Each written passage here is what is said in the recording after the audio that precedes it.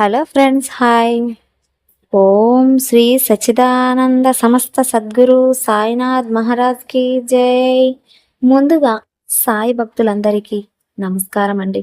Video చూస్తున్న ప్రతి ఒక్కరిపైన ఈ సాయినాథుని ఆశీస్సులైతే ఎల్లప్పుడూ ఉండాలని, ఆ బాబా గారి భక్తులు ఎప్పుడు కూడా సంతోషంగా, ఆనందంగా, సిరి సంపదలతోటి వారి వారి జీవితాన్ని అయితే గడపాలని మనస్ఫూర్తిగా అయితే కోరుకుంటూ ఈ వీడియోనైతే స్టార్ట్ చేసుకుందామండి. అలాగే ఈరోజు బాబా గారు తన బిడ్డల కోసం ఏం చెప్పబోతున్నారో బాబా గారు మాటల్లోనే విందామండి.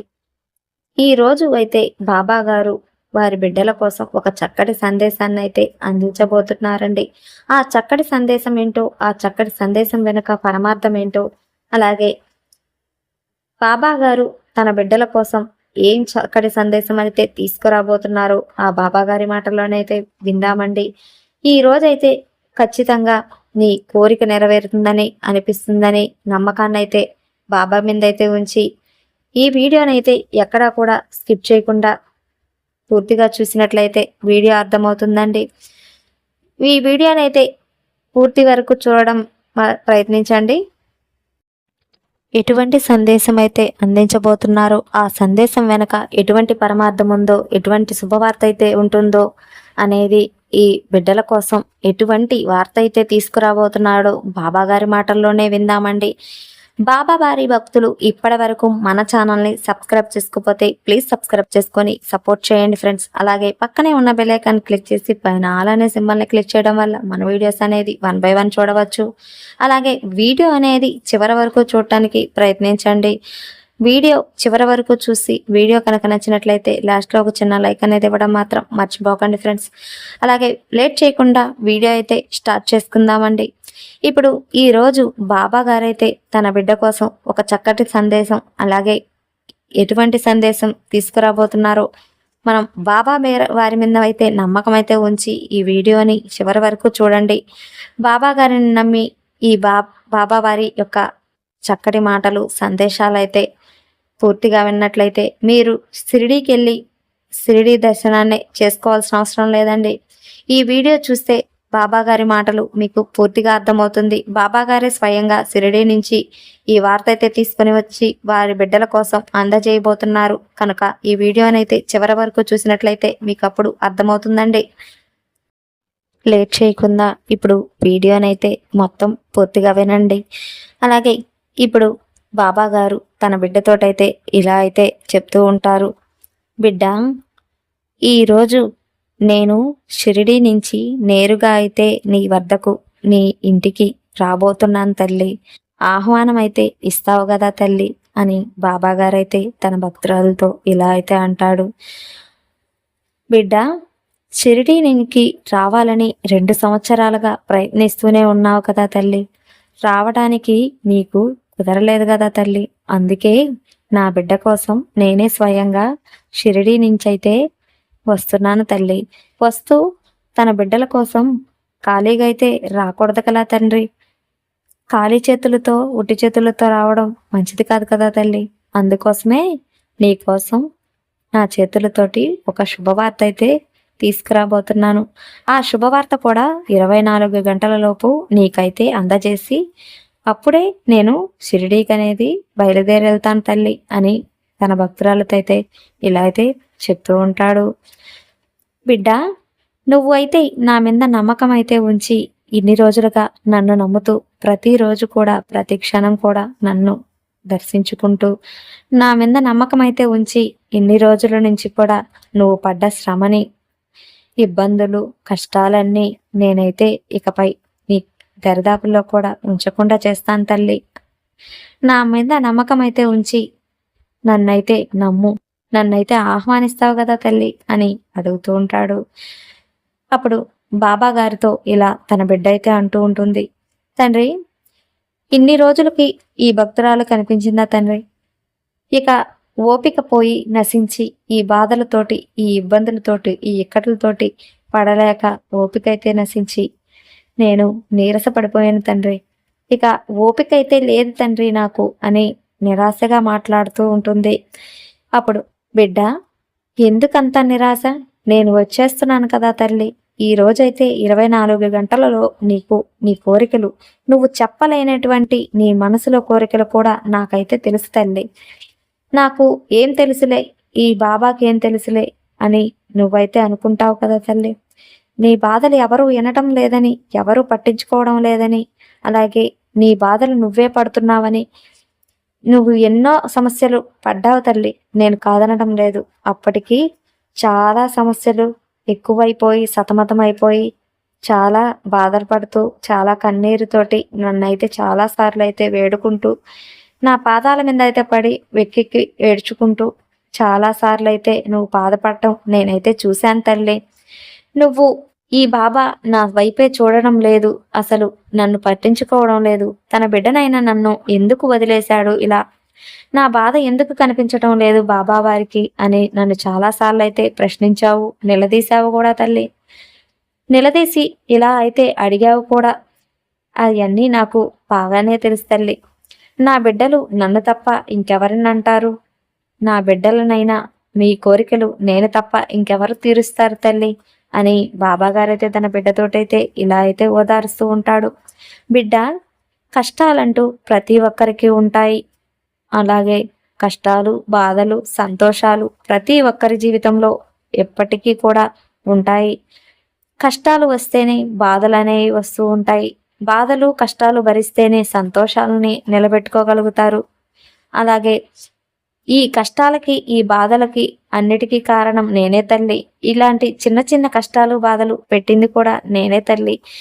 నీ బిడ్డ బాధపడుతుంటే చూస్తావా తండ్రి అని నువ్వు అడగచ్చు. కానీ నేను ఒక్కడు చెప్తా విన తండ్రి. ఇలా బాబా గారైతే తన బిడ్డతోటైతే అంటూ ఉంటారు, బిడ్డ, కష్టాలు పెడితేనే నువ్వు ఎంత సహనంగా ఎంత ఓర్పుగా ఉన్నావో, నువ్వు కష్టాలని తట్టుకొని ముందుకు పోగలవా లేదా, ఈ కష్టాలన్నీ దాటుకున్న తర్వాతే నీకు ఆనందం అనేది ఇవ్వాలనుకున్నాను తల్లి. నువ్వైతే కష్టాలని, ఈ బాధల్ని, ఈ ఇక్కట్లని తట్టుకోలేకపోతున్నావు అప్పటికి నువ్వు చాలా కూడా బాధలు పడ్డావు తల్లి. నేను చూస్తూనే ఉన్నాను కదా తల్లి. కొంతమంది సునాశయంగా ఈ బాధలన్నీ దాటుకోపోగలుగుతారు. అలాగే కొంతమంది వచ్చేసి పోగలుగుతారు బిడ్డ. మరికొందరు తీర్చుకోలేక, అలాంటి బాధలు పడలేక, ఇబ్బందులు, ఇక్కట్టు సమస్యలు తట్టుకోలేక చిన్నాభిన్నమై గందరగోళంగా సమస్యలలో ఇలా సతమతమవుతూ ఉంటారు. ఇటువంటి పరిస్థితులలో మీరు ఏమి చేయలేరా తండ్రి? ఇలా బాధలు, ఇబ్బందులు ఎందుకయ్యా ఇలా వస్తూ ఉంటాయి అని బాబానైతే ప్రశ్నిస్తే, అమ్మా, పోయిన జన్మలో మనం చేసిన పుణ్యాలే మనకి వచ్చే జన్మలో కూడా పుణ్యాలై ఉంటాయి. పోయిన జన్మలో చేసిన పాపాలే ఈ జన్మలో అనుభవిస్తా ఉంటూ ఉంటారు తల్లి. మరికొందరు ఈ జన్మలో పుణ్యాలు చేస్తే భవిష్యత్తులో మంచి భవిష్యత్తు అనేది ఉంటుంది తల్లి. అలా నీకు ఒక కథ చెప్తాను, ఆ కథ రూపంలో ఇలా అయితే అర్థం చేసుకో తల్లి అని బాబా గారైతే తన బిడ్డతోటి ఇలా అయితే చెప్తూ ఉంటాడు. బిడ్డ, ఒక ఊరిలో ఒక రాజు, ఒక రాణి చాలా అందానికి అందమని ప్రతిరూపంగా వీరిద్దరూ చాలా అన్యోన్యంగా సంతోషంగా, వీరికి లేని సంపద అంటూ ఏదీ లేదు. నాణ్యాలు, బంగారాలు, ఆభరణాలు, అన్ని భవనాలు సంబంధించి అన్నీ కూడాను వీరికి అన్ని సకల సౌకర్యాలు అన్నీ ఉన్నాయి తండ్రి. కానీ వీరికి ఒక లోటు ఉంది. ఆ లోటు సంతానమ్మా. సంతానం అనే యోగం అనేది వీరికి లేనే లేదమ్మా. ఎన్ని రోజుల నుంచో సంతాన యోగం లేక వీరు చాలా బాధపడుతూ దుఃఖిస్తూ రోజు కూడా ఇలా దేవుళ్ళ దగ్గరకు వెళ్ళి ప్రతిష్టలు, నోములు, వ్రతాలు, అన్నదానాలు, అభిషేకాలు చేస్తూ ఉంటారు. వీరిద్దరి దంపతులకు సంతాన యోగం అయితే లేదు తల్లి అని వీరు బాధపడుతూ ఉండగా ఒకరోజు ఆ రాజు ఒక దేవతకైతే అభిషేకం చేస్తూ ఇలా రోజు విలపిస్తూ రోజు అయితే అభిషేకం చేస్తూ వస్తూ ఉంటాడు. ఆ దేవి అయితే ఒకరోజు ఈ రాజుకి ఒక వరం అయితే ఇస్తుంది తల్లి. మీకు సంతాన యోగం కలిగిస్తాను అని ఒక వరం అయితే ఇస్తుంది. అప్పుడు చాలా ఆనందంగా సంతోషంగా ఇంటి వద్దకైతే వచ్చి రాణితో అయితే ఇలా చెప్తూ ఉంటాడు. చెప్పిన కొన్ని రోజుల తర్వాత ఆ రాణి అయితే సంతాన యోగం అయితే కలుగుతుంది, గర్భం అయితే దాలుస్తుంది. ఆ గర్భం దాల్చిన మరుక్షణమే ఆ రాజుగారు చాలా ఆనందంగా, సంతోషంగా, కొండంత ఆశతోటి వారి యొక్క సంతానం ఇలా ఉండబోతుంది, అలా ఉండబోతుంది, అమ్మాయా, అబ్బాయా, అమ్మాయి అయితే ఇలా ఉండబోతుందా, అబ్బాయి అయితే ఇలా ఉండబోతుంది, అలాగే వారికి అన్ని లోటు లేకుండా చెయ్యాలని, వారు చాలా అందంగా ఉంటారని, వారికి అన్ని విద్యలు నేర్పించాలని, వారికి ఎటువంటి లోటు లేకుండా అన్నీ అయితే సౌకర్యాలు ఏర్పరచాలని ముందుగానే ఆలోచిస్తూ, ఎంతో ఆశతో అంత ఆశతోటైతే ఎదురు చూస్తూ ఉంటాడు. ఆ ఎదురు చూస్తున్న సమయంలోనే రాణి వారికి సంతాన యోగం అయితే కలుగుతుంది. చాలా రోజులకైతే వీరికి సంతాన యోగం కలగటం చూసిన ఆ జనమంతా కూడా ఒకరోజు వారి దగ్గరకు వచ్చి ఈ సంతాన యోగంకి సంబంధించి ఆ రాజుగారితో, మేము మీ సంతాన యోగం కలగటం వల్ల చాలా ఆనందంగా సంబరాలు అయితే చేసుకుంటామని అంటూ ఉంటారు. సరేనని ఈ రాజుగారు కూడా వారికి నచ్చినట్లు వారి సంతోషంతో వారికైతే సంబరాలకి అంగీకరించి, ఇలా వారి మీద ప్రతిష్టలు అన్నీ కూడాను, వారి యొక్క విగ్రహాలు, అలాగే వారికి పూజలు, అభిషేకాలు కూడా చేస్తూ ఉంటారు. ఆ సమయం రాని వస్తుంది, ప్రసవం అయితే అవుతుంది. ప్రసవం అయ్యే సమయంలో వారు రోజు అభిషేకం చేసే దేవి దగ్గరకైతే వెళ్ళి రోజు కూడా పూజ చేస్తూ ఉండగా, ఆ రోజు కూడా అలా దేవి దగ్గరికి అయితే అభిషేకం చేసి పూజ చేసి తిరిగి వచ్చి తన సంతానాన్ని అయితే చూసుకుంటాడు. ఇలా సంతానాన్ని చూడగానే గుండె పగిలిపోయి బోరున వేడుస్తూ, గుండె అయితే భారంగా మారిపోయి చాలా బాధతోటి రాజుగారైతే వెనక్కి తిరిగి వెళ్ళిపోతాడు. అక్కడే పక్కనే ఉన్న అడవిలోకి వెళ్ళి ఒక పెద్ద చెట్టు కింద కూర్చొని పెద్దగా అరుస్తూ తన బాధని, ఆవేదనను పెద్దగా అరుపుల రూపంలో అయితే అరుస్తూ, గుండె పగిలేలా ఏడుస్తూ, వెక్కి వెక్కి ఏడుస్తూ ఉంటాడు. అలా ఏడుస్తున్న సమయంలో విష్ణువు ఆ రాజు దగ్గరకైతే వచ్చి, విష్ణు పరమాత్ముడు ఇలా అయితే అంటూ ఉంటాడు, నువ్వు అలా వేడుస్తూ ఎక్కి ఎక్కి ఏడుస్తూ కూర్చున్నంత మాత్రాన నీకు పుట్టిన సంతాన యోగం అయితే ఇలా అయితే మారుతుందా? లేదు కదా అని అంటాడు. అలా వదిలివేసి రావడం ఎంతవరకు న్యాయం, ఎంతవరకు కరెక్ట్ అని అంటాడు. రాజుగారు, నేను ఏ జన్మలో ఏ పాపం చేశాను, నేను ప్రతి ఒక్కరికి కూడాను మంచే చేశాను, ఎంతో మందికి అన్నదాన యోగం అనేది కల్పించాను, ఎంతో మంది పిల్లల భవిష్యత్తులు అనేది నిలబెట్టాను, అలాగే ఎంతో మందిని వృద్ధిలోకి తీసుకొచ్చాను, అలాగే ఎంతమందినో నా బిడ్డలుగా భావించి ముందుకైతే నడిపిస్తూ ఇప్పటికీ కూడా అలాగే చూసుకుంటున్నాను. మరి నాకెందుకు ఇలాంటి సంతాన యోగం అయితే కల్పించారు తండ్రి అని బోరునైతే ఏడుస్తూ విష్ణు పరమాత్మని అయితే ఇలా అడుగుతూ ఉంటాడు. ఆ రాజు అలా ఏడుస్తూ ఎక్కెక్కి వేడుస్తూ ఉండగా ఆ విష్ణు పరమాత్ముడు ఒక మాట అయితే చెప్తాడు ఆ రాజుగారితో, ఎన్నో జన్మలు చేసుకుంటే పుణ్యం అనేది ఈ జన్మలో వస్తుంది అంటారు కదా, అదే నువ్వు పోయిన జన్మలో ఎవరికైనా నీకు తెలియకుండా ఎవరికైనా కూడా పాపం తలపెట్ట ఉండవచ్చు. అలాగే పోయిన జన్మలో చేసిన పాపాలన్నీ ఈ జన్మలో ఈ రూపంలో అయితే మన పిల్లల రూపంలో అలా అయితే చూపిస్తూ ఉంటారు. ఈ జన్మలో నేను పుణ్యాలు చేశాను కదా, పోయిన జన్మలో పాపం చేస్తున్నప్పటికీ ఈ జన్మలో పుణ్యం చేశాను కదా అని అడిగితే, ఈ జన్మలో చేసిన పుణ్యాలన్నీ నీకు ఏవి వ్యర్థపోవు, మనకి భవిష్యత్తులో మంచి జరగడానికి ఈ జన్మలో పుణ్యాలనేవి చేసుకుంటే మనకి వచ్చే జన్మ అంటూ ఉన్న భవిష్యత్తులో కూడా మంచే జరుగుతుంది, కానీ ఏది కూడా వ్యర్థపోదు అని విష్ణు పరమాత్ముడైతే అక్కడి నుంచి అయితే మాయమైపోతాడు. అప్పుడు జ్ఞానోదయం అయితే కలిగిన ఆ రాజు అయితే తిరిగి ఆ సంతానం కాడికి, అంటే ఆ రాణి దగ్గరకైతే వచ్చి వారి యొక్క సంతానాన్ని అయితే ఎంతో అపురూపంగా అభిమానంగా చేతికైతే తీసుకొని ఏడుస్తూ ఇలా అయితే బాధపడుతూ, నిన్ను ఇలా అయితే వదిలివేయడం నేను చేసిన తప్పు, నన్ను క్షమించమ్మా అని ఆ సంతానాన్ని అయితే, ఆ సంతానం మగబిడ్డనైతే పట్టుకుని ఏడుస్తూ నేను చేసిన తప్పును మన్నించు అని చెప్పి ఆ బిడ్డనైతే వేడుకుంటాడు. ఆ బిడ్డనైతే చాలా అపురూపంగా, చాలా అన్యోన్యంగా, చాలా విద్యలు అలాగే వారికి సంబంధించిన అన్ని సౌకర్యాలను అయితే కల్పిస్తాడు. ఆ రాజు ఆ బిడ్డకైతే ఇలా అయితే బోధన అయితే చేస్తాడు. కొంత వయసు వచ్చేటప్పటికి ఆ బిడ్డకైతే ఇలా అయితే ఒక 3 వాగ్దానాలు అయితే చెప్తూ ఉంటాడు. ఈ 3 కోరికలు నెరవేరుస్తావు కదా అని వారి బిడ్డతో అయితే ఇలా చెప్తుంటాడు. ఆ బిడ్డతో మొదటి వాగ్దానం, నువ్వు ప్రతి ఒక్కరి తోటి మంచిగా నడుచుకో, ధర్మాన్ని నువ్వు నిలబెట్టు, అలాగే మన వంశానికి సంబంధించిన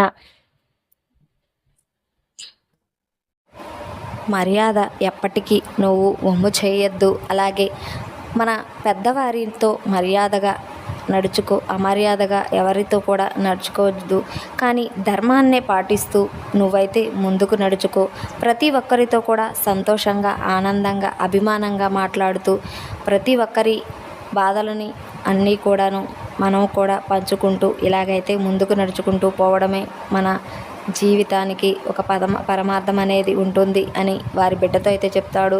రెండవ వాగ్దానం, ఇలా తల్లిదండ్రుల విషయంలో మనకి చాలామంది తల్లిని కానీ తండ్రిని కానీ ఇలా వదిలేస్తూ ఉంటారు. అలా తల్లిదండ్రుల్ని వదిలేయటం చాలా తప్పు, చాలా పాపమని చెప్పి ప్రతి ఒక్కరి ఎవరి తల్లిదండ్రులైనా కూడాను మనం ఎవరిని కూడా అల్పం చేయకూడదు, వారిని బాధ పెట్టకూడదు, హింస అనేది పెట్టకుండా మనం ఉన్న దాంట్లోనే మనం సంతోషంగా వారిని కూడా చూసుకోవడం చాలా మంచిది. అలాగే అదే ధర్మము అని రెండవ వాగ్దానం అయితే తీసుకుంటాడు. మూడవ వాగ్దానం, ప్రతి ఒక్కరితోటి నువ్వు కోపంగా ఈర్ష్యగా వారు బాగు కోరకుండా ఈర్ష్యపడుతూ ఇలా ఉండకు. ఎవరు సంతోషంగా ఉన్నప్పటికీ వారితో నవ్వుతూ మాట్లాడుతూ సంతోషంగానే ఉండమని మనమైతే దీవిస్తూ ఉండాలి. అలాగే ఎవరు కూడా బాధపడుతున్నా చూడకుండా మనం మాట సాయం అనేది చేస్తూ ఉండాలి. మనం మాట సాయమే కాకుండా మన తగ్గ సాయం ఏదైనా కూడాను మనం చేయాలి.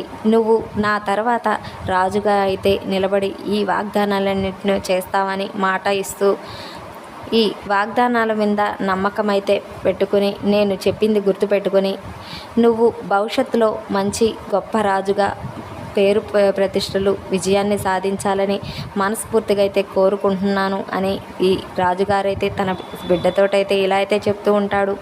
అని బిడ్డ, ఇప్పుడు నేను చెప్పిన ఈ కథలో నీకు పరమార్థం అనేది అర్థమయ్యే ఉంటుందనుకుంటున్నాను. మనం పోయిన జన్మలో చేసిన పాపాలు ఈ జన్మలో ఇలా కష్టాలు, బాధలు, ఇక్కట్లు, ఇబ్బందులతోటి చాలా సతమతమైపోతూ ఉంటాము. మరికొందరికి కొంతకాలంలో తీరిపోతాయి, మరికొందరికి కొంతకాలం అయితే పడుతుంది తల్లి. ఇలా చిన్న చిన్న బాధలు అనేవి పెడితేనే సహనంగా, ఓర్పుగా ముందుకు పోగలుగుతారు తల్లి. ఇలా సహనంగా బాధ పడలేక, ఇబ్బందులు పడుతూ, ఓపిక లేక నశించిపోయి పడిన రోజున, అలసిపోయిన రోజున నేనైతే నా బిడ్డలని వదలను తల్లి. ఆ రోజున నేనైతే మీ వద్దకు వచ్చి మీ బాధలను అయితే తొలగించుతాను.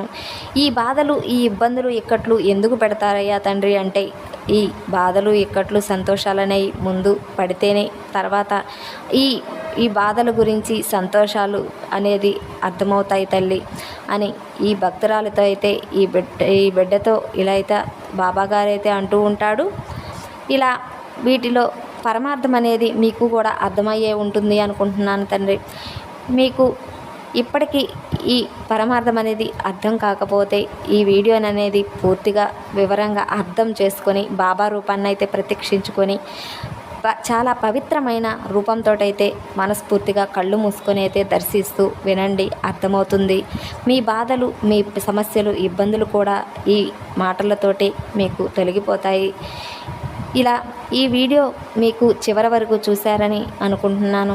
ఈ చివరి వరకు చూసి వీడియో కనుక నచ్చినట్లయితే ఒక చిన్న లైక్ అనేది ఇవ్వడం మాత్రం మర్చిపోకండి.